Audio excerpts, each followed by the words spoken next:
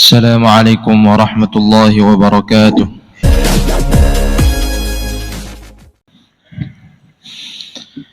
إن الحمد لله نحمده ونستعينه ونستغفره ونعوذ بالله من شرور أنفسنا وسيئات أعمالنا.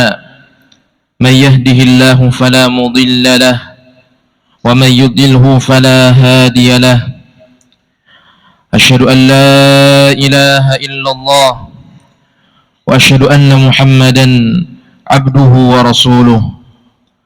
قال الله تعالى في القرآن الكريم: يا أيها الذين آمنوا اتقوا الله حق تقاته ولا تموتن إلا وأنتم مسلمون. وقال الله تعالى: يا أيها الناس اتقوا ربكم الذي خلقكم من نفس واحدة وخلق منها زوجها وبث منهما رجالا كثيرا ونساء واتقوا الله الذي تساءلون به والأرحام إن الله كان عليكم رقيبا. وقال الله تعالى: يا أيها الذين آمنوا اتقوا الله وقولوا قولا سديدا يصلح لكم أعمالكم ويغفر لكم ذنوبكم ومن يطع الله ورسوله فقد فاز فوزا عظيما. أما بعد، وقال رسول الله صلى الله عليه وسلم: فإن أصدق الحديث كتاب الله وخير الهدى هدى محمد صلى الله عليه وسلم وشر الأمور محدثاتها وكل محدثة بدعة وكل بدعة ضلالة. الحديث. Kaum muslimin rahimani wa rahimakumullah, marilah kita senantiasa meningkatkan keimanan dan juga ketakwaan kita kepada Allah Subhanahu wa ta'ala. Keimanan dan ketakwaan adalah bekal terbaik. Keimanan dan ketakwaan adalah bekal terbaik yang patut kita siapkan sebelum menghadap Allah Subhanahu wa ta'ala. Karena tidak ada perbekalan yang lebih indah, tidak ada perbekalan yang akan menyelamatkan kita melebihi perbekalan takwa kepadanya. Allah Subhanahu wa ta'ala berfirman: wa tazawwadu fa inna khairaz zadi taqwa. Berbekallah kalian, maka sesungguhnya sebaik-baik perbekalan adalah ketakwaan. Kaum muslimin rahimani wa rahimakumullah, perjalanan kita di dunia ini adalah perjalanan yang sementara. Kehidupan kita di dunia ini bukanlah kehidupan yang selamanya. Kehidupan kita di dunia ini adalah kehidupan yang ujungnya adalah akhirat. Diceritakan dalam suatu athar, Umar bin Al-Khattab radhiyallahu ta'ala an, beliau pernah berkata,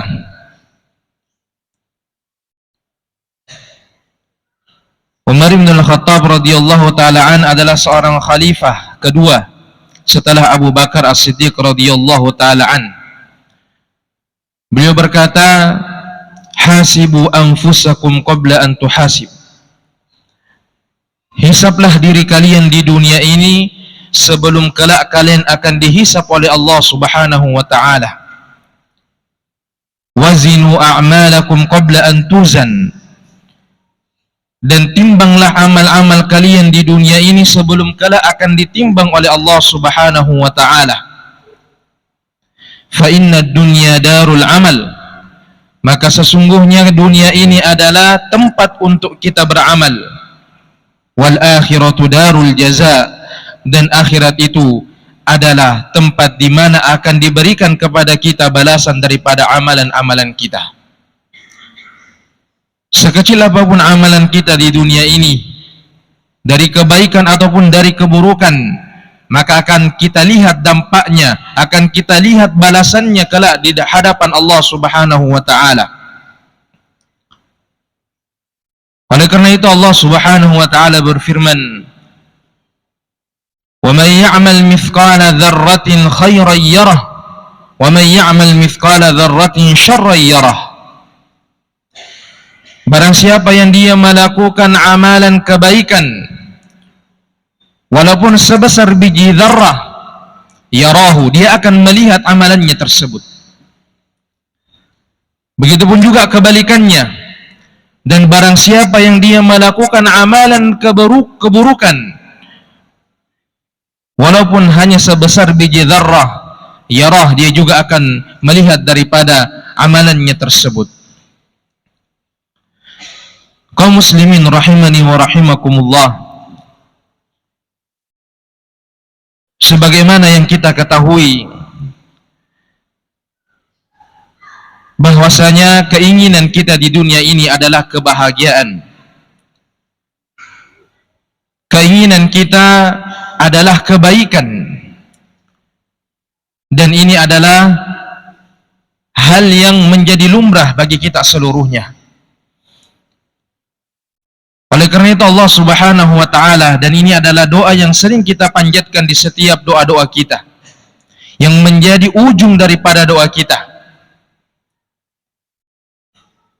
yaitu Rabbana atina fid dunya hasanah wa fil akhirati hasanah wa qina adzabannar. Ya Allah, berikanlah kepada kami kebaikan di dunia dan berikanlah kepada kami kebaikan di akhirat, dan jagalah kami daripada api neraka. Yang menjadi pertanyaan adalah, ketika kita meminta doa ini kepada Allah Subhanahu wa taala, tahukah kita jalan terbaik untuk mendapatkan kebaikan dunia dan akhirat, ataukah hanya kita sekadar mengucapkannya saja? Makanya keimanan bukan hanya sekadar ucapan, akan tetapi keimanan itu adalah juga amal. Kaum muslimin rahimani wa rahimakumullah, apabila kita menginginkan kebaikan dunia dan akhirat, maka hendaknya kita menjadikan Nabi kita Muhammad sallallahu alaihi wasallam adalah tolak ukur agar kita mampu mendapatkan kebahagiaan dunia dan akhirat. Nabi sallallahu alaihi wasallam menjadi seorang nabi dan rasul di umur 40, dan beliau meninggal di umur ketika beliau berumur 63 tahun. Yang berarti bahwa beliau berdakwah di dunia ini selama 23 tahun. 13 tahun periode Mekah dan 10 tahun periode Madinah. Dan tidak ada dakwah yang lebih baik, yang lebih utama yang beliau serukan melainkan adalah dakwah tauhid, dakwah yang mengajak untuk kembali kepada Allah Subhanahu wa taala. Ketika beliau berdakwah di Mekah selama 13 tahun, belum disyariatkan salat, hingga ketika di akhir-akhir masa dakwah beliau di Mekah, yaitu ketika pada tahun ke-10 atau 11 daripada kenabian sallallahu alaihi wasallam. Belum disyariatkan puasa, belum disyariatkan zakat. Hanya satu perintah Allah Subhanahu wa taala, yaitu mengajak manusia untuk kembali kepada Allah Subhanahu wa taala. Ketika Allah menurunkan firman-Nya, ya ayyuhal muddaththir qum fa'anzir, wahai orang-orang yang berselimut, bangunlah dan berikanlah peringatan, wa rabbaka fakabbir, dan Tuhanmu agungkanlah. Inilah perintah Allah Subhanahu wa taala kepada Nabi kita Muhammad sallallahu alaihi wasallam di awal-awal dakwahnya. Warrujza fahjur, dan tinggalkanlah berhala-berhala. Dan perlu juga kita ketahui bahwasanya dakwah seluruh anbiya, dakwah seluruh rasul adalah untuk beribadah mentauhidkan Allah Subhanahu wa taala dan menjauhi berhala-berhala. Allah Subhanahu wa taala berfirman, wa laqad ba'atsna fi kulli ummatin rasulan an i'budullaha wajtanibut taghut.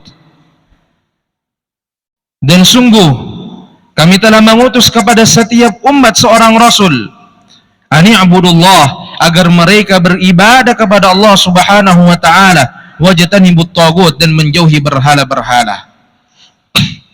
Kaum muslimin rahimani wa rahimakumullah. Dan tidak ada keutamaan yang lebih utama daripada kita senantiasa untuk mentauhidkan Allah Subhanahu wa taala dan menjauhi daripada kesyirikan, menduakan Allah Subhanahu wa taala. Oleh karena itu Allah Subhanahu wa taala memuji orang-orang yang beriman, yang tidak mencampurkan keimanannya dengan kezaliman, yaitu perbuatan kesyirikan. Mereka lah orang-orang yang dijanjikan oleh Allah Subhanahu wa taala keselamatan di dunia ataupun di akhirat. Allah Subhanahu wa taala berfirman, "Alladzina amanu wa lam yalbisu imanahum bidzulm, ulaika lahumul amnu wa hum muhtadun."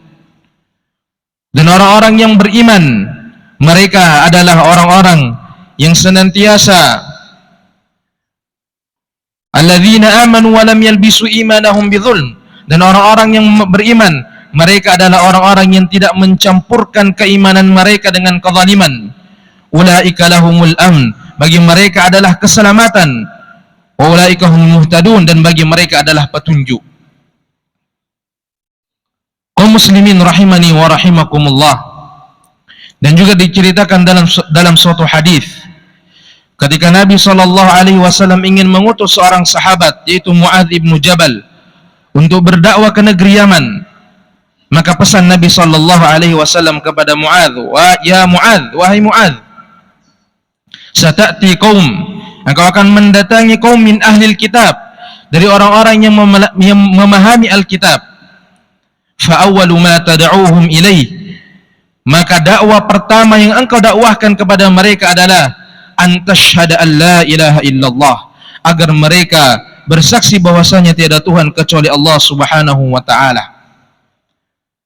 Bersaksi bahwa tiada Tuhan kecuali Allah Subhanahu wa taala tidak akan tercapai bukan hanya dengan sekadar mengucapkannya, akan tetapi dengan juga mengamalkan kalimat syahadat tersebut. Agar jangan sampai ibadah-ibadah yang kita lakukan adalah ibadah-ibadah yang bercampur dengan kesyirikan.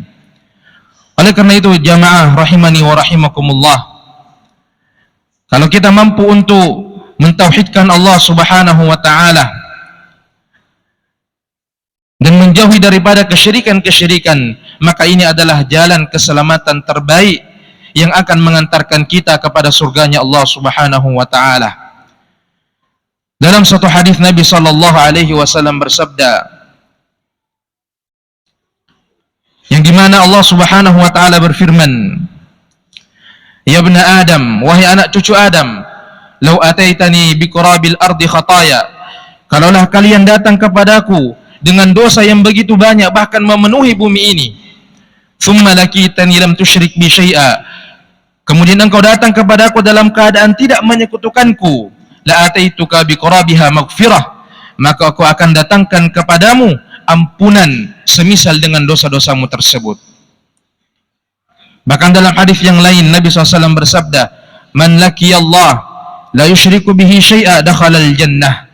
Barang siapa yang dia bertemu dengan Allah Subhanahu wa taala dengan tidak menyekutukannya, maka niscaya dia akan diberikan oleh Allah Subhanahu wa taala surga. Ma'asyiral muslimin rahimani wa rahimakumullah. Di akhir khutbah ini kami akan menyebutkan tanda-tanda kebahagiaan yang disebutkan oleh para ulama. Dan di awal tadi kami menyebutkan bahwasanya hal yang paling utama yang untuk kita ketahui adalah untuk kembali kepada Allah Subhanahu wa taala dan mentauhidkannya, dan juga menjauhi daripada kesyirikan, karena kebahagiaan itu pada hakikatnya tidak akan tercapai kecuali dengan mengagungkan Allah Subhanahu wa taala. Tidak akan tercapai kecuali dengan mentauhidkan Allah Subhanahu wa taala. Tidak akan tercapai kecuali dengan mengesahkan Allah Subhanahu wa taala. Berkata para ulama, unwanus sa'adati thalathah, tanda-tanda kebahagiaan yang ada di dalam diri seseorang apabila dia memilikinya, maka ini adalah kebahagiaan yang Allah berikan ke dalam hatinya. Yang pertama kata para ulama adalah wa idza u'tiya syakara. Apabila dia diberikan nikmat oleh Allah Subhanahu wa taala, maka dia bersyukur. Maka kebahagiaan akan timbul dari orang-orang yang senantiasa bersyukur atas pemberian Allah Subhanahu wa taala. Dan tidak banyak daripada hamba Allah yang mampu bersyukur atas apa yang telah Allah berikan kepadanya. Allah Subhanahu wa taala berfirman, wa qalilum min ibadiyasy syakur, dan sangat sedikit daripada hamba-hambaku yang mampu bersyukur. Kemudian yang kedua, tanda kebahagiaan apabila ada di dalam diri kita, maka ini adalah tanda kebahagiaan yang telah Allah tanamkan ke dalam hati kita. Berkata para ulama, wa idza btuliya sabara, dan apabila dia diberikan ujian, maka dia bersabar terhadap ujian tersebut. Oleh karena itu Allah Subhanahu wa taala dalam Al-Qur'an mengatakan, wa basyiris sabirin, dan berikanlah kegembiraan, kabar gembira kepada orang-orang yang mereka bersabar. Kemudian yang ketiga adalah wa idza aznaba staghfara, dan apabila dia melakukan perbuatan dosa, dia segera beristighfar, memohon ampun kepada Allah Subhanahu wa taala. Sebagaimana kita ketahui bahwasanya tidak ada satupun manusia di dunia ini kecuali mereka pernah melakukan perbuatan dosa, dan sebaik-baik mereka yang melakukan perbuatan dosa adalah mereka yang segera bertaubat kepada Allah Subhanahu wa taala. Rasulullah sallallahu alaihi wasallam bersabda, kullu bani Adam khata', setiap anak cucu Adam itu pernah melakukan kesalahan. Wa khairul khata'in, dan sebaik-baik dari mereka yang melakukan kesalahan at-tawwabun, mereka adalah yang bertaubat kepada Allah Subhanahu wa taala. Kaum muslimin rahimani wa rahimakumullah, maka inilah tanda kebahagiaan yang apabila ada di dalam diri kita, maka kita adalah orang yang paling bahagia di dunia ini, walaupun kita bukan orang yang memiliki harta, walaupun kita orang yang tidak memiliki jabatan. Yang pertama tadi adalah apabila dia diberikan oleh Allah Subhanahu wa taala, maka dia bersyukur. Apabila dia diuji oleh Allah Subhanahu wa taala, maka dia bersabar. Dan apabila dia melakukan perbuatan-perbuatan dosa, maka dia segera beristighfar, bertobat kepada Allah Subhanahu wa taala. Semoga kita dijadikan oleh Allah Subhanahu wa taala dari orang-orang yang senantiasa mendapatkan kebahagiaan-kebahagiaan melalui rasa syukur dan juga kesabaran dan juga pertobatan kepadanya. Aqulu qawli hadza wastaghfirullaha li wa lakum wa li jami'il muslimina wal muslimat.